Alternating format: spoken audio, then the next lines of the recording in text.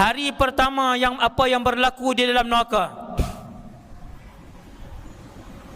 Ini tuan-tuan nak dengar Allah cerita dalam Quran.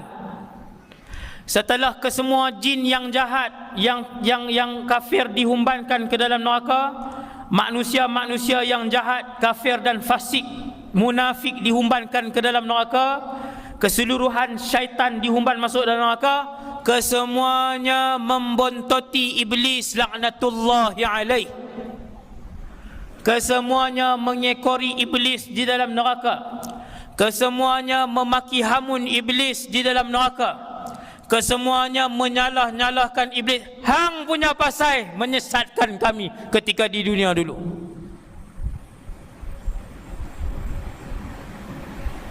Kesemua mengeluarkan maki-makian di dalam neraka menyalahkan iblis. Memaki iblis, membontoti iblis. Ini yang berlaku tuan. Sampailah bila keseluruhan penduduk neraka duk salahkan dia. Ini hari pertama. Ikut iblis, menyalahkan iblis, memaki hamun iblis. Iblis pun duduk di satu tempat yang tinggi. Maka berlakulah khutbah iblis di dalam neraka. Apa isi kandungan khutbah itu? Diceritakan oleh Allah secara detail di dalam Al-Quran. A'udzu billahi minasyaitonir rajim. Wa qala asy-syaitanu lamma qudiya al-amru innallaha wa'adakum wa'dal haqq. Lalu bercakap, berpidato dan berkata-katalah iblis untuk kali pertama dan kali terakhir kepada pengikut-pengikut setia beliau yang sentiasa mengikuti arahan dan nasihat beliau di atas muka bumi Allah. Dia cakap apa? Innallaha wa'adakum wa'dal haqq. Sesungguhnya kesemua yang kamu dengar dahulu daripada utusan-utusan Allah itu benar. Apa yang para nabi dan para rasul tinggalkan itu benar. Apa yang Rasul cakap tutup aurat itu wajib, itu benar. Apa yang para Rasul cakap riba itu haram, itu benar.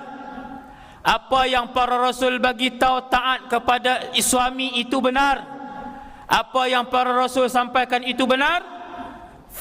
Wa wa'adtukum fa akhlaftukum. Apa yang aku janjikan itu, maka kesemuanya itu adalah palsu. Waktu tu iblis baru bagi tahu. Terlambat ke? Belum terlambat. Kita masih hidup di atas muka bumi Allah. Kemudian iblis menyambung. Tuan-tuan tengok.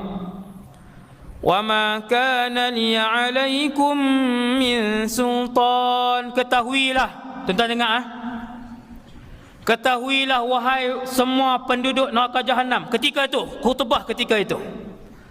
Ketahuilah wahai kesemua penduduk neraka jahanam, aku tidak mampu, tidak ada kuasa ke atas kalian ketika hidup di dunia dulu ni.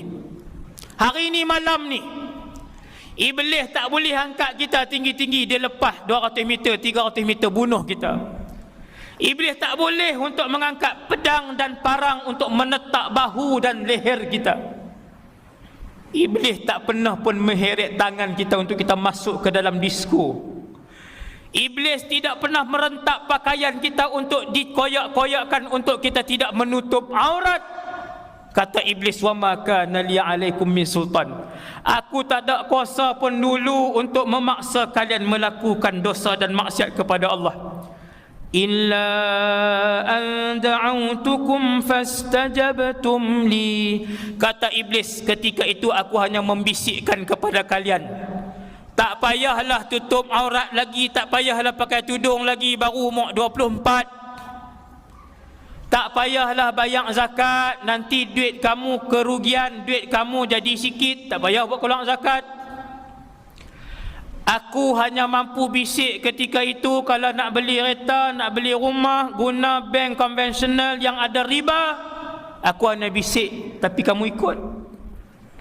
Aku yang bisik, kata iblis ketika itu, ambil ke semua harta ni sebab kamu anak sulung. Mereka tak kerti apa.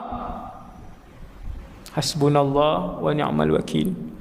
Kata iblis, aku yang bisikkan kepada kamu, jangan bayar hutang. Biar pilah kat dia, dia pun kaya. Hak hang hutang takat 1,200 tu tak jejah pun duit dia. Aku hanya boleh bisik. Fastajabtum li, kamu buat siapa yang suruh? Kenapa kalian menjawab dugaan dan godaan aku? Fala talumuni walumu anfusakum, jangan salahkan aku pada hari ini, salahkan diri-diri kamu, kata iblis. Ma ana bimusrikhikum wa ma antum bimusrikhi, aku tak boleh paksa kamu pun waktu tu. Aku tak paksa, aku bisik saja, dan kamu pun tak boleh paksa aku. Inni kafartu bima asyraktumuni min qabl, hari ini aku berlepas daripada apa yang kamu buat ketika tu. Innal zalimina lahum azabun alim, maka Allah pun sebut, sesungguhnya orang-orang yang zalim itu bagi mereka azab yang pedih, azab yang pedih.